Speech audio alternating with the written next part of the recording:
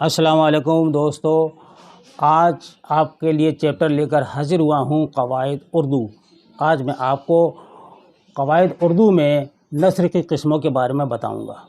तो दोस्तों ज़रा सा गौर से आप पढ़िएगा और गौर से आप सुनिएगा कि नस्र हम किसे कहते हैं। गैर मौजू कलाम को नस्र कहते हैं। नस्र के लुग़वी मायनी परागंदा और मुंतशर के हैं। चूँकि नस्र में अल्फाज नज़्म के मुकाबले में बिखरे हुए और मुंतशर होते हैं, इसलिए इसको नस्र कहते हैं। दूसरी तरह से हम इसकी तारीफ़ यूँ भी कर सकते हैं कि नस्र की कोई क़तई तारीफ़ बयान करना बहुत मुश्किल है। हर वो कलाम जो नज़्म में नहीं है, नस्र के दायरे में आता है। मोटे तौर पर हम नस्र की बुनियाद दो खुसूसियात पर रख सकते हैं। नंबर एक, वो कलाम जिसमें किसी मखसूस निज़ाम के तहत वज़न ना हो, नस्र कहलाता है। दूसरा है, इसके जुमलों और फ़िक्रों की बनावट और तरतीब क़वाइद के मुकर्ररा उसूलों के मुताबिक हो। नस्र की किस्मों को हम लफ्ज़ी और हम मायनी अक़साम के तहत रख सकते हैं, यानी कि इन किस्मों के तहत भी रख सकते हैं कि लफ्ज़ी किस्में मुसज्जा, मुरज्जस और आरी, ये तीन हैं, जिसको हम अल्फाज के लिहाज से, ये देखिए, जिसको हम अल्फाज के लिहाज से नस्र की किस्में कहते हैं। इसको हम लफ्ज़ी किस्में भी कहते हैं कि मुसज्जा, मुरज्जस और आरी, ये तीन तरह की होती हैं नस्र के, यानी अल्फाज के लिहाज से नस्र की किस्में जो हैं तीन तरह की होती हैं। दूसरी तरह से है मायनवी किस्में, जिसमें दक़ीक़ है और सादा और सलीस और रंगीन, ये चीज़ें हैं, यानी कि नस्र सलीस, नस्र दक़ीक़, नस्र रंगीन और नस्र सादा, ये आपको मायनी के लिहाज से हैं।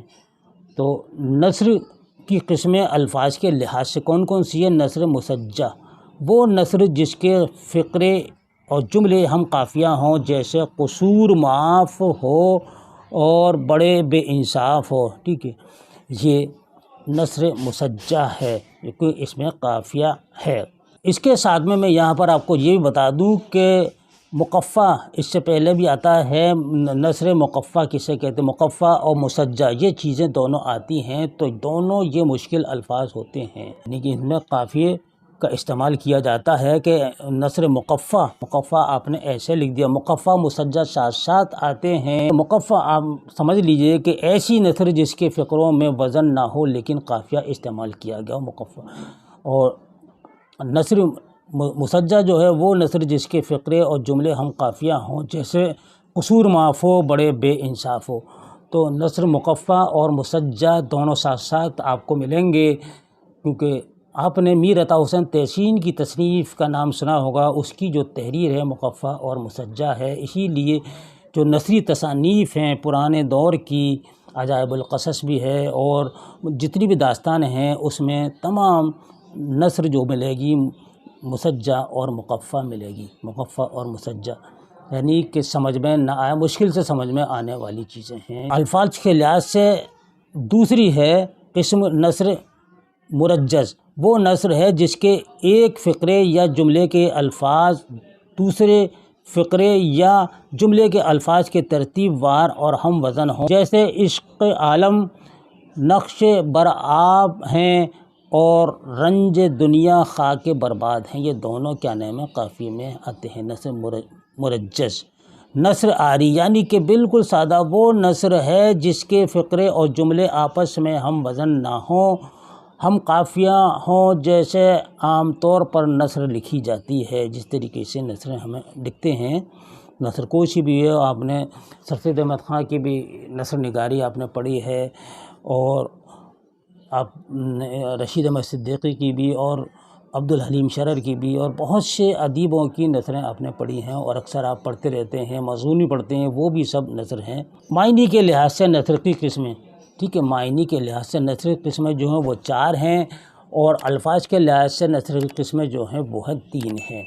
वो तीन, नस्र मुसज्जा, नस्र मुरज्जस और नस्र आरी, ये तीन हैं। और मायनी के लिहाज से नस्र की चार किस्में हैं, नस्र सलीस, नस्र दक़ीक़ और नस्र रंगीन। नस्र सलीस वो नस्र جس کا مطلب آسانی سے سمجھ میں آ سکے، یہ ہے نثر سلیس۔ آسانی سے اگر مشکل سے آئے تو اس کو ہم کہیں گے نثر دقیق، وہ نثر جس کا مطلب آسانی سے سمجھ میں نہ آ سکے نثر۔ تو نثر یہ سلیس جو ہے، سلیس کی ضد کیا ہے؟ سلیس کی ضد جو ہے دوستو یاد رکھیے گا دقیق ہے۔ سلیس ہو گیا آسان اور دقیق ہو گیا مشکل، جو آسانی سے سمجھ میں نہ آ سکے۔ یہ بہت آسان چیز الفاظ میں آپ کو بتا رہا ہوں۔ اور آئیے اب دیکھتے ہیں نثر رنگین، وہ نثر جس میں تشبیہ و استعارہ اور صنعتوں سے کام لیا جاتا ہے، ٹھیک ہے۔ نثر رنگین ہو گئی تو تشبیہ زیادہ دی جاتی ہیں، استعارے زیادہ دیے جاتے ہیں، تشبیہ استعارے۔ صنعتوں میں آپ لے لیے حسن تعلیل ہے، تلمیح ہے، لف و نشر ہے، مبالغہ ہے، مرات النظیر ہے، وغیرہ وغیرہ۔ یہ صنعتیں بہت استعمال کی جاتی ہیں نثر رنگین میں، جتنی بھی نثر رنگین ہے اس میں کی جاتی ہے۔ نثر سادہ وہ نثر ہے جس میں تشبیہ و استعارے کا استعمال نہ ہو۔ 7 جولائی کو ہم نے 3 سوال آپ کو دیے تھے۔ پہلا سوال تھا میر حسن نے کل کتنی مثنویاں لکھی؟ تو جواب ہے 12۔ دوسرا سوال دیا شنکر نسیم کے استاد کون تھے؟ تو جواب ہے آتش۔ تیسرا سوال جوگن کا کردار ہمیں کس مثنوی میں ملتا ہے؟ جواب ہے شعر البیان۔ سب سے پہلے جواب دیا ہے نوری خاتون نے، جگہ کا نام نہیں لکھا ہے، برائے کرم جگہ کا نام لکھا کیجئے۔ اور دوسرا سوال آپ نے اس کا جواب دیا ناسک، لیکن صحیح جواب ہے آتش، اس کو آپ صحیح کر لیں۔ امروہہ یوپی سے ترنم ناز، لکھنؤ سے سنبل فاطمہ، گلزار دانش نے بھی جگہ کا نام نہیں لکھا ہے۔ مدینہ سعودی عرب سے گوہر عثمانی، جلال پور امبیڈکر نگر سے ثنا انصاری، رانچی سے صوفیہ پروین اور پیلی بھیت سے عشرت علی۔